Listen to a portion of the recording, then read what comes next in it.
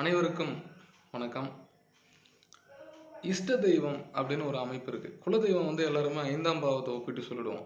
இஷ்ட தெய்வம் அப்படின்னு நீங்கள் எப்படி கணக்கெடுக்கலாம் அப்படின்னா, ஒரு ஜாதகனுடைய 9ஆம் பாவத்தினுடைய அமைப்பு, 9ஆம் அதிபதி ப்ளஸ் 9ஆம் இடத்தில் அமர்ந்த கிரகம், 9ஆம் பாவத்தினுடைய தன்மை, ஆண் பாவகமா பெண் பாவகமா இப்படி கணக்கு பண்ணி சொன்னீங்கன்னா அவங்களுடைய தெய்வத்தை, மனசுக்கு பிடிச்ச தெய்வத்தை நீங்கள் சொல்லிடலாம்.